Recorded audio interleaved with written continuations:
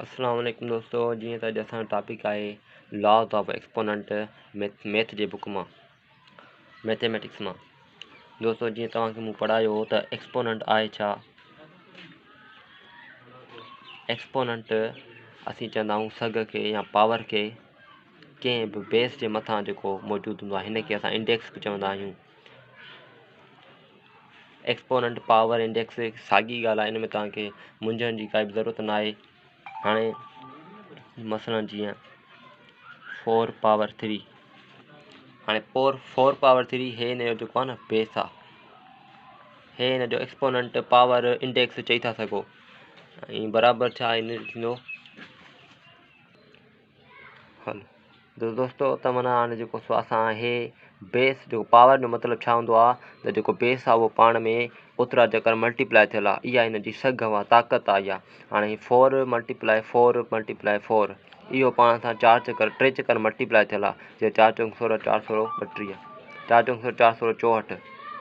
त अहिड़े हिसाब सां इहो असां एक्सपोनेंट पढ़ियो हो। त कुझु लॉज आहिनि एक्सपोनेंट जा। पहिरियों फर्स्ट लॉ ऑफ एक्सपोनेंट आहे, 5 लॉज थींदा आहिनि, 5 लॉज थींदा आहिनि, 5 लॉज ऑफ एक्सपोनेंट।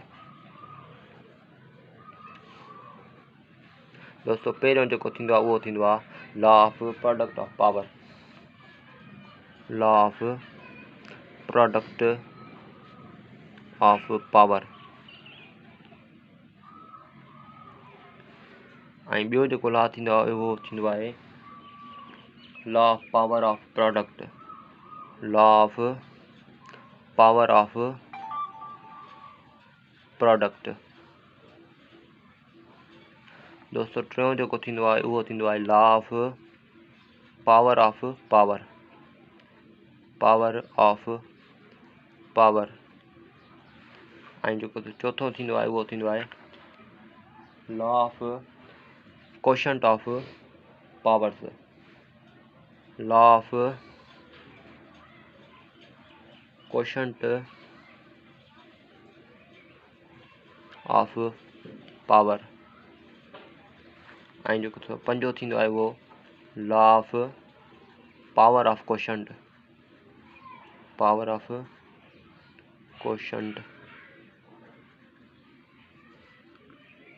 तो दोस्तों असांजो जेको पहिरियों जेको असां लॉ अॼु जेको डिफाइन कंदासीं उहो कंदासीं law of product of power. पहिरियों जेको लॉ आहे हिन जो law of product of power. दोस्तों इहो लॉ कहिड़ो आहे, चए थो हिन लॉ में ए मल्टीप्लाई ए, हिन जो पावर आहे एन, हिन जो पावर आहे एम, सही आहे। त इज इक्वल टू छाजे थींदो, इहो जेको आहे न इहो लॉ आहे इहो बराबरि थींदो ए जेको जेकॾहिं अगरि बेस ॿई साॻिया हूंदा, हिन लॉ जो मतिलबु छा आहे, जेकॾहिं अगरि बेस ॿई साॻिया हूंदा जेको पावर आहे उहो पाण में प्लस थींदो, एम एन प्लस एम। इहो हिकिड़ो लॉ आहे जेको law of product of power जंहिंखे असां चऊं था।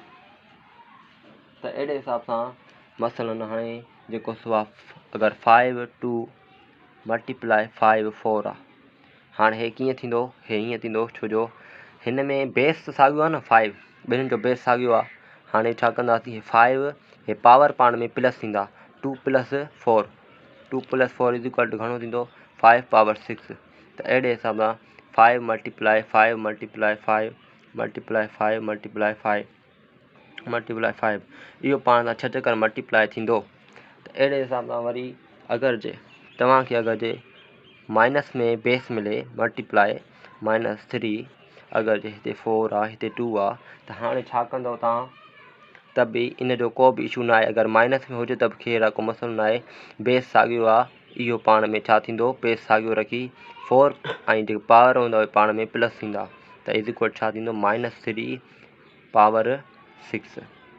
इहो पाण सां छा आहे 6 चकर पाण सां मल्टीप्लाई थींदो। ॿियो अगरि जे मसइलो तव्हांखे एग्ज़ाम्पल ॾियूं ॿिए हिसाब सां, जेकर √3 आहे, √3 पावर 2 मल्टीप्लाई √3 पावर 8। त दोस्तों हे कीअं थींदो, हिन में का बि मुंझण जी ज़रूरत न आहे।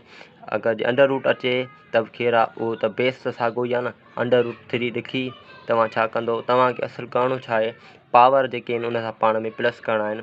2 + 8 बराबरि छाजे थियो त √3 2 + 10 √2 पावर 3 √3 जे मथां पावर 10।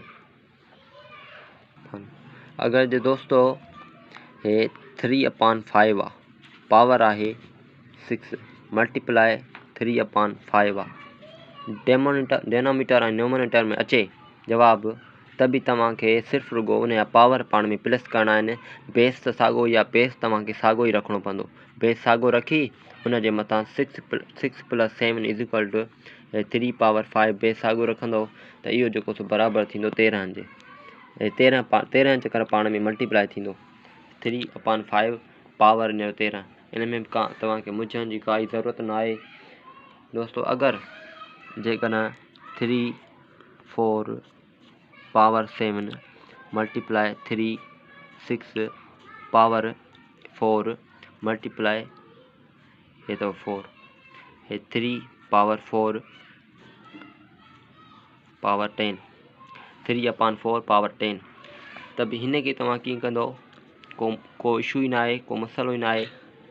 बेस खणी अचो तव्हां साॻियो, सभिनि जो बेस साॻियो आहे, बेस साॻियो रखियो। हाणे 7 प्लस कंदव हिन जा, 4 हिन जा प्लस कंदव, 10 हिन जा प्लस कंदव। हाणे 7 + 4 ऐं जेको सो आहे प्लस 10।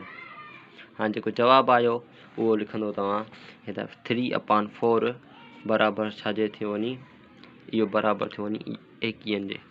पावर इन जो बीठो 21। त दोस्तो अॼु जो जेको असांजो टॉपिक हुयो, पहिरियों लॉ हुयो।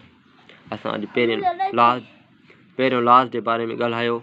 इंशाल्लाह नेक्स्ट टॉपिक में असां जेको सा law of product of power खे असां डिफाइन कंदासीं इंशाल्लाह। त दोस्तो असांजो जेको सो आहे अॼु जो इहो लेक्चर हुयो, पहिरियों लॉ असां डिफाइन कयो, 5 लॉज इन टोटल। इंशाल्लाह नेक्स्ट लेक्चर में सेकंड लॉ खे डिफाइन कंदासीं। अगरि तव्हांखे को बि ॻाल्हि सम्झ में न अचे त कमेंट में जेको सो आहे मैसेज कंदा, शेयर कंदा, लाइक कंदा। जज़ाकल्ला ख़ैर। ऐं दोस्तो सब्सक्राइब करणु न विसारींदा। Thank U.